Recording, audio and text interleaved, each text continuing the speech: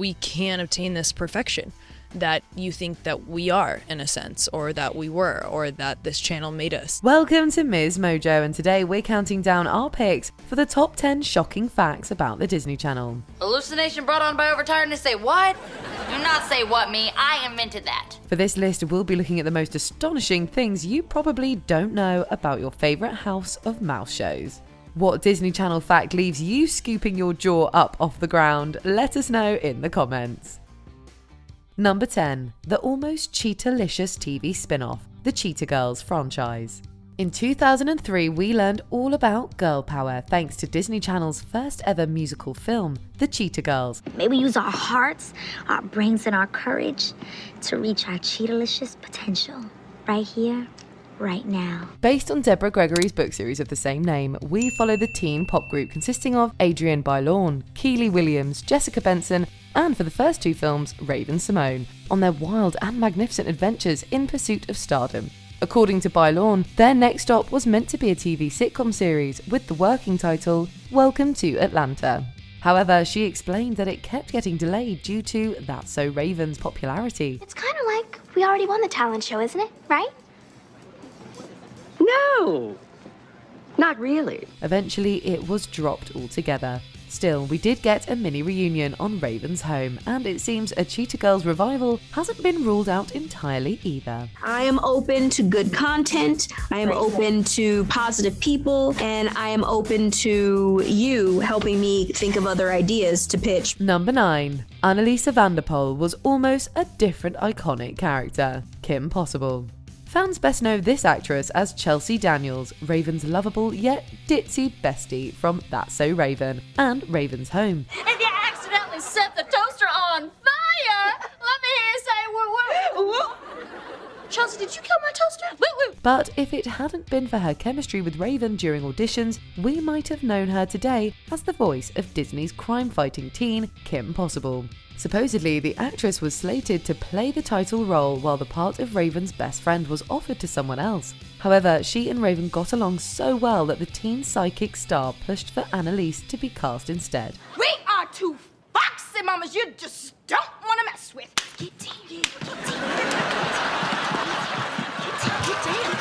So Vanderpoel turned down the role of Kim Possible to play Chelsea, and even Stevens actress Christy Carlson Romano became the voice of the animated adolescent hero. That's why I feel like there's all the wasted time. Oh, the million hours. That we should have been hanging out. Totally. Number 8. The 65 episode rule. In the late 90s, Disney Channel implemented an unofficial rule ending any series, no matter how popular, after 65 episodes. As you can imagine, this was a contentious decision, especially when it hit fan favourites like Even Stevens and Lizzie McGuire. You're fired. Fired? I'm fired? Although both did get a full-length feature film, it still really wasn't enough to satisfy fans. Apparently, the idea was to limit production costs. This way, they could make more content at lower prices. Louis, how could you total our house? It totaled itself, I swear that's what happened!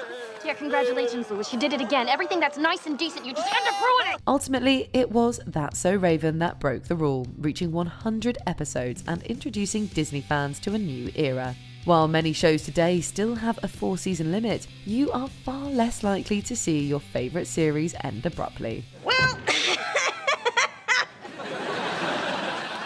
I guess now me and my friend can, chill in the lobby. Because that's what we're allowed to do. Number 7. Representing Disney is quite the roller coaster. One of the biggest perks of working for Disney is the alleged free access to their theme parks. Thrill-seeking stars can apparently turn up as they please and expect VIP treatment. I heard that LeFou's brew is pretty delicious. Should we go in for a drink? Sure! Bill's over here. Oh my gosh. Check out my bicep. However, it comes with a price. Firstly, the actors are expected to make random visits whenever new attractions open and promote the Mickey Mouse ears out of their experience. Okay, this is my favorite part. We are about to meet Chewbacca. It's gonna be awesome. Let's go check it out. You might say a small sacrifice for unlimited time in the happiest place on earth, but apparently they're also discouraged from visiting any other non-Disney parks, especially Universal Studios, due to a long feud with the rival company. So don't expect to see your favourite Disney Channel star posting that they've escaped Gringotts Wizarding Bank or survived a trip to Jurassic Park. It's a small world after all. It's a small, small world. Number 6. Jonas was originally a spy show. Jonas. Remember the Jonas Brothers' short-lived series about living a normal teen life? Well, what if we told you that the initial plan had the boys living their musical dream by day and working as secret agents by night? Boom goes the dynamite! Gotcha. Boom. It's funny. Sort of. Not really. Originally, the show was called JONAS, an acronym for Junior Operatives Networking as Spies. Chelsea Starb, who played Stella, described it as the Monkees and a little bit of Mr. and Mrs. Smith. She said it would still be a sitcom, but with action sequences. It was almost like two very different identities. It was made for 8-year-olds or 10-year-olds. It just was going to make you uncool. We honestly don't know if we're confused or intrigued. Regardless, the idea was dropped as it didn't really fit in with the channel's other shows at the time. That's what we got. Number 5. Phineas and Ferb was almost a 90s show. Phineas and Ferb. Dan Povenmire first doodled Phineas Flynn at a restaurant in Pasadena. You know, those restaurants where they give you butcher paper and crayons and say, here, doodle while you're waiting. I was just experimenting with head shapes, and I drew this triangle-shaped kid. Of course, at the time, he didn't yet know it was Phineas. He kept the drawing and showed his wife, insisting he'd sell a show with the character someday. Although he probably didn't envision that someday would be 16 years later. Along with his Rocco's Modern Life co-writer Jeff Marsh, he conceptualized a fun and detailed story for the doodle. However, it was shelved when they couldn't find a network to pick it up. We were pitching it around town for 13 years, and we finally got it picked up by Disney, and we had to sort of change a lot of the ways that they did business. Luckily, Disney eventually stood back and let the creators do their thing. And so, Phineas and Ferb premiered in 2007. It was a massive hit. Still, we can't help but wonder how the show might have looked had it been picked up in the 90s. There's a world of possibilities. Maybe we should make a list. Number 4. Disney Channel stars are always auditioning. You might expect that once you've got your foot in the door at Disney Channel, you're set for life. Well, that certainly doesn't seem to be the case. According to Alison Stoner, who you'll know from multiple Disney projects like The Sweet Life of Zack and Cody, Phineas and Ferb, and Camp Rock, actors have to re-audition for every role. First act, scene 1, the audition room.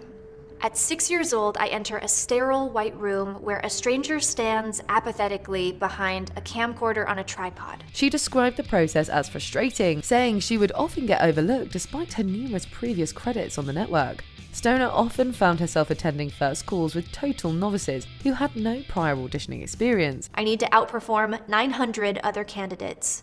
And suddenly, I'm smiling girl number 437. We can only imagine how infuriating it must have been to feel like she was constantly having to prove herself. And my nervous system is imprinting patterns that will unconsciously dictate my behavior personally, socially, and professionally for decades to come. Number 3. The actors' work schedules are intense.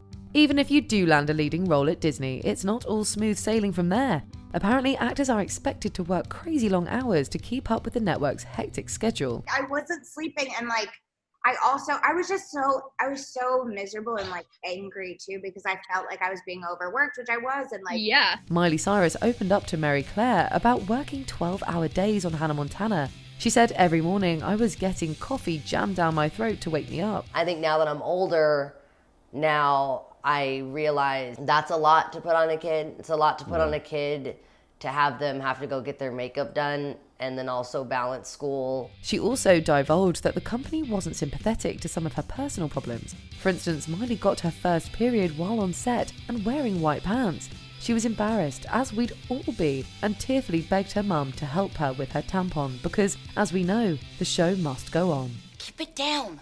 They'll hear you. I'm in your head. I can talk as loud as I want to. Number 2. The stars undergo heavy media training. Disney Channel puts a lot of emphasis on upholding a squeaky clean reputation. And that's the truth. One way they do this is by having their actors undergo intense media training that involves teaching them how to dodge personal questions. Nick Jonas has since said while it was the best training on how one should conduct themselves professionally, it was also rather rigorous. We always said having a partner as prudent and as kind and generous as Disney is a great thing, even if it comes with its challenges. Robotic. Come on.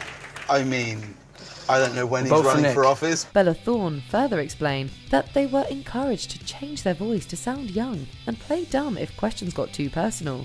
There are even stories that suggest Disney had final say over its stars' social media content. That's a lot of effort to maintain an image, and many confess that it meant sacrificing their sense of self. That box is really, really tight and small, and it's wrapped like the most perfect present you've ever seen, and it's unattainable. It's completely unattainable. Before we continue, be sure to subscribe to our channel and ring the bell to get notified about our latest videos. You have the option to be notified for occasional videos or all of them. If you're on your phone, make sure you go into your settings and switch on notifications. Number 1. Promoting a good image. Another way Disney protects its perfect image is by holding its stars to practically unattainable standards. It was a bit more controlled. Yeah. There were certain things that I was, kind of had to do. As we've mentioned, they want their actors to be perceived as young, innocent, and flawless role models. And supposedly, Disney's willing to drop anyone the moment they step a toe out of line. Bella Thorne was almost canned after being snapped in a bikini. Bella told Tom Ward, "They said, you're lucky that Bella has such a fan base that we can't afford to fire her at this moment in time, but if she does one more thing, we will." Think that's excessive? Joe Jonas shared that they were forbidden from growing facial hair to keep them looking young. Disney places its stars on an insanely high pedestal, and that's a long way to fall. Is it any wonder so many fight hard to shed their goody two-shoes image? To keep up with that identity is exhausting. Yeah, you think that we're going crazy, but really we're just like, I can't do that anymore. I can't fake this anymore. I can't live in this character you so badly want me to be. Do you agree with our picks? Check out this other recent clip from MsMojo. And be sure to subscribe and ring the bell to be notified about our latest videos.